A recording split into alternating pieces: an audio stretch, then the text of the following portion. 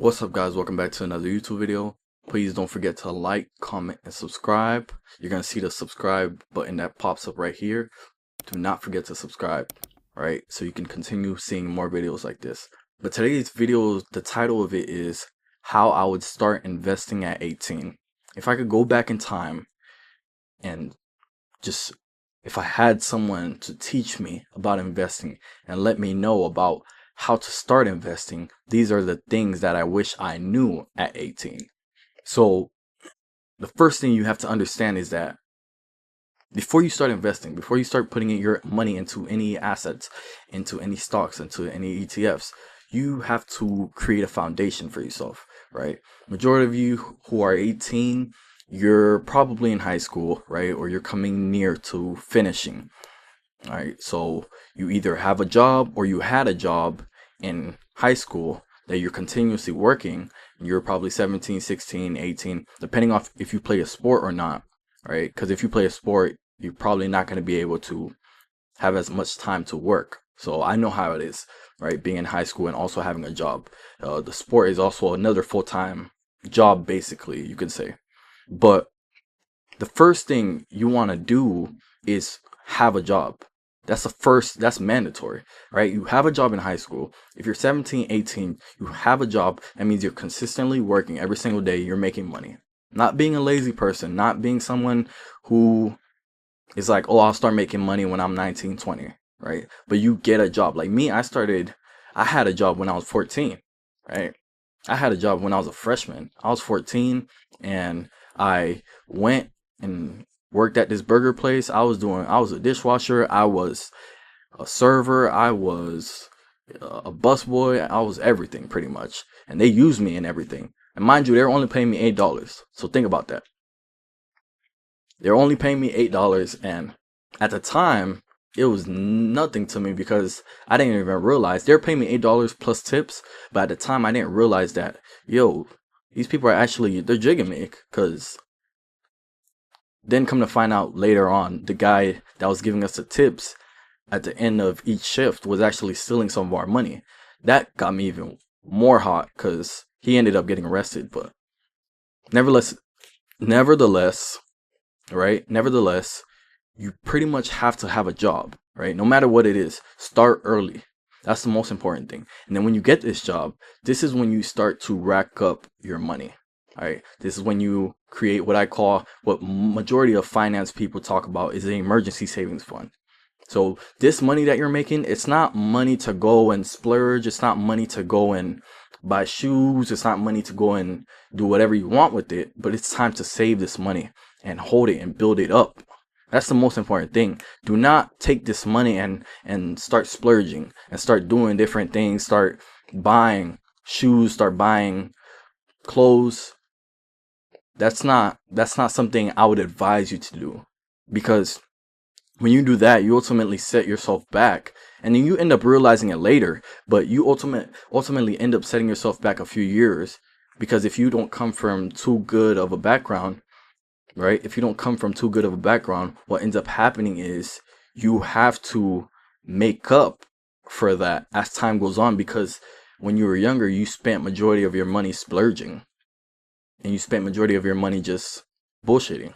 So what you have to do is create an emergency savings fund, right? An emergency savings fund is just opening an account, a high yield savings account that you can save money in, and it'll appreciate over time. Your money will grow in this account because it's different from just a regular Bank of America savings account or Wells Fargo savings account or Chase savings account. It's different because they offer you a 3.5 APY, which just means an annual percentage yield, the money they're giving you back. So if you allow your emergency savings fund to grow over time, and then you're letting that money compound over time, then you can build that as your emergency savings fund. However much money that you want to set as your goal for emergency fund, that's what it could be. If you want to set it at 1,000, 2,000, 3,000, 4,000, whatever amount that fits in your head that's good for you, I would probably say for you as an 18-year-old, 1,500 or 2,000. As time goes on, you're going to get more into your career or whatever plans that you have, career you want to go into, or type of job that you want to go into, you'll start making more money. So your emergency savings fund will obviously grow over time. But for now, as an 18-year-old, try to hit that 1,500 mark, that 2,000 mark. That's the amount I want you to hit. And I want you to avoid any bad debt. You also need to open a credit card at this time because this is your foundation. You're building your foundation. When you get a credit card, there's not time to go into debt, but it's time to build your credit because later on, you'll need that credit. This is one of the most important things as an 18-year-old. Like when I turned 18, I opened my credit card as soon as possible. So now when I'm at the age I'm at now, my credit score is good. I never missed a payment. I always put the amount of payment that was due every single time. Did I miss a payment? No, I never missed a payment at all. So that's the foundation of your money and everything before you actually start investing. You have to learn these money habits before you start investing, before you start trading, before you start doing anything, right? Now it's time to invest. Now it's time to learn how to invest into long-term investments. When you hear people talk about investments or trading or doing different types of things in the stock market in regards to the stock market, you have to understand that for me, the best advice that I could give you as a beginner is learn as much as possible. The more you think you know, the less you actually know. I want you to keep that quote. The more you think you know, the less you actually know about the stock market, about investing, about everything.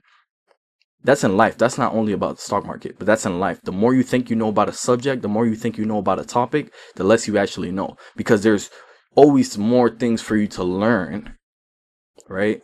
And where's the best place? Where's the best place you can actually learn something? A book.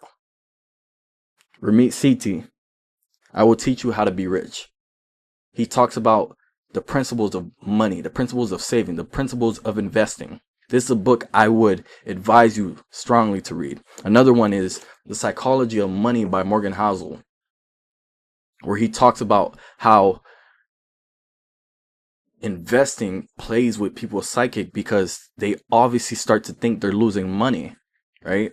Because we have such a close connection with money, and sometimes how we think about money and our emotions with money, the connection that we have with it, it makes us like hoard our money and hold on to it, where we don't want to put it in an investment, or we think investing is a scam, or we think it's not for us, it's for other people, it's for people who have money, it's for people who have these nice suits and briefcases. But in reality, that's not how it works. Our emotions play with our money decisions. Just think about that. Our emotions, the way you think about money, the way you feel about money plays with our decisions, our money decisions. So before you get into any investments, before you do anything, you have to understand money. You have to read books. You have to go out and read these investing books. Fundamental Analysis for Dummies. If you're into trading, which I wouldn't advise, but if you're into trading analysis for dummies, investing for dummies. All these books are like $10, $15 on Amazon that you could buy. So go out and read those books. Then the next thing I'll tell you to do is listen to me closely. Focus on investing into ETFs and long-term index funds. You say, okay, what are ETFs? So everybody knows what stocks are, or I hope you know what stocks are. Stocks, you own a share of a company.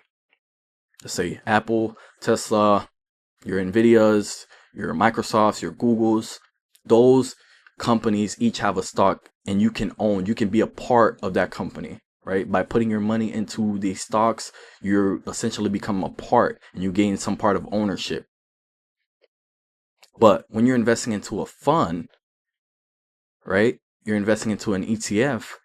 An ETF is essentially a basket of stocks. It's a basket of stocks. So it has your Nvidias, it has your Apples, it has your Microsofts, it has your Googles. And depending on which fund that you're investing into, let's say you're investing into VOO, which is pretty much the one ETF that majority of people invest into, it's the top 500 companies in the USA.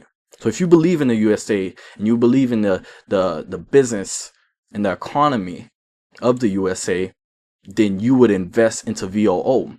And in this fund, The reason it's continuously growing is because the economy continuously is growing over time.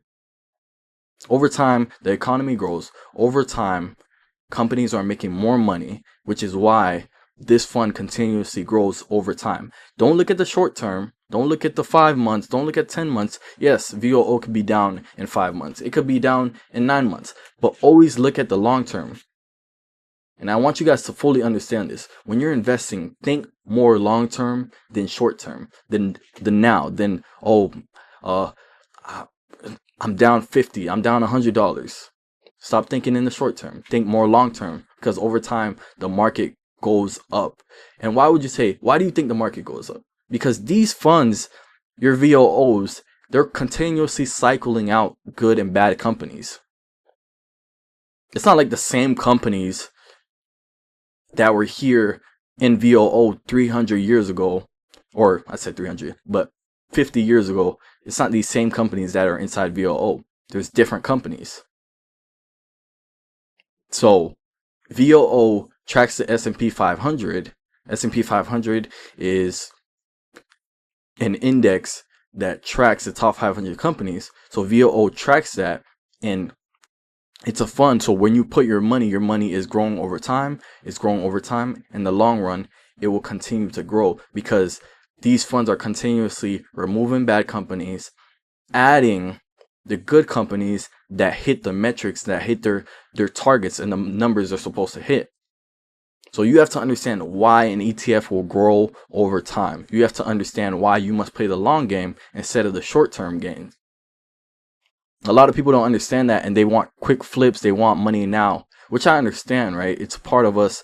While we're young, we want to make money now, and with everything that we see on social media. But I want you to learn to be a long-term player. Understand that I always use this analogy. The same way a basketball game is more than just the first quarter, for the first half. You'll see teams that are up 20, 25 in the first half, and then another team comes back and beats them, because that team that got up at 20, 25 got lackadaisical, and they got pretty much, they forgot that we're up, we have a responsibility to stay up, and this is more than just the first half. This is a 4-quarter game, so we have to play the long game and play the whole game the right way. So it's pretty much like investing. You have to play the long game. Don't think about the short term. Don't think about, okay, I'm up 25, I'm up. No, think about the long term. So if you have $50, $100, however much you can start with, all you have to do is open a personal brokerage account, whether it's with Robinhood, Fidelity, Vanguard, M1 Finance, whatever ones that you want to use, whatever brokerage that you want to use, you can open a account that will allow you to start investing into ETFs. So these are the little pointers that I want you as an 18-year-old to always be thinking about. You have to be thinking about the long term and how you can start making money even before some of your peers. And if you're 16, 17 watching these videos, you can even get ahead, right? Have your parents open you a custodial account where they're able to open it because they're older than you. Obviously, they're older than you, and you have access because now they're kind of like the overseer of your account. And then as soon as you turn 18, you turn your account to you, and your parents don't have no control of it. So learn what ETFs are, how ETFs grow over time. So you have your VOOs, you have your QQQ. QQQ is a technology ETF. SMH, a semiconductor ETF. Semiconductors are the things that are programming this AI boom that we're in, right? You see all these Geminis, the ChatGPTs. These semiconductors are needed to power these things. So this is continuously going to grow over time, right? They're a little bit more high risk, but they're also high reward in the long run. So these are the pointers that I wanted to leave you with as an 18-year-old, as a 19-year-old, as a 20-year-old, however old you are, and whatever age you're watching this at. I want you to always tell yourself, play the long game, create your foundation, and don't think in the short term, but think in the long term. And use your resources that are at your disposal. the books that I just mentioned. Psychology of Money by Morgan Housel. That's one I want you to read. And I Will Teach You to Be Rich by Ramit Sethi. Thank you for watching this video. Please don't forget to like, comment, and subscribe. And I'll see you guys in another video, probably tomorrow. So, peace.